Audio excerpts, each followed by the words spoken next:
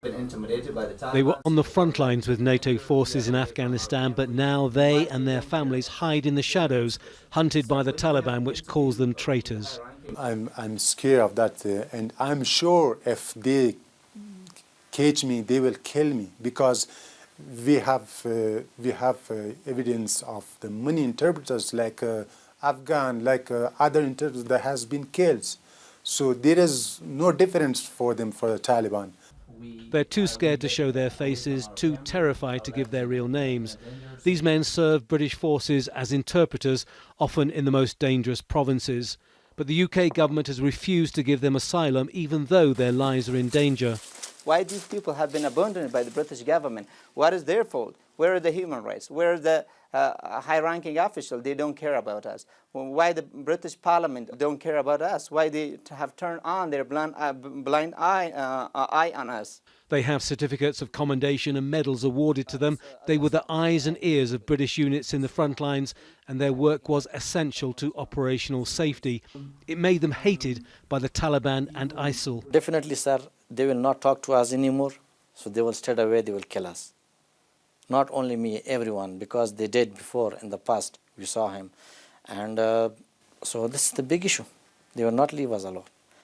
They've been refused sanctuary in the UK and denied protection by the Afghan government.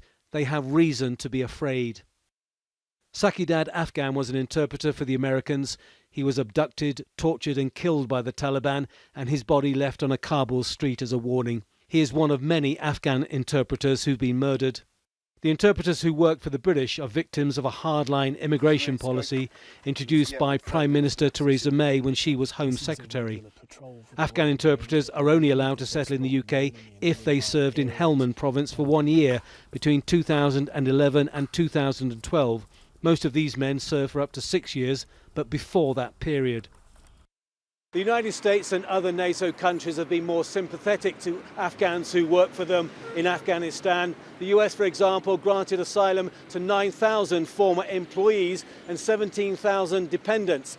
Britain, by contrast, has given sanctuary to just over 1,000, and their position has been widely condemned by many, including ex-military. I think we treated them very badly. The interpreters gave a lot of their lives to us. Their people have been injured, they've been killed, and without them we could not have done our work in Afghanistan. And so for them, I believe we have a genuine debt of honour to them. Abdul served the British for 4 years, 3 of them in Helmand. He had to escape from his home in Logar province because of Taliban death threats. He now lives in hiding with his wife and 7 children.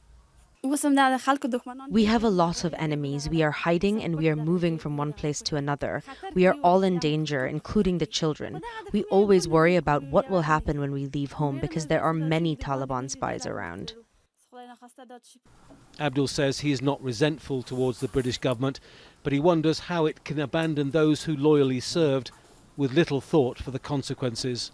Tony Birtley, Al Jazeera, Kabul.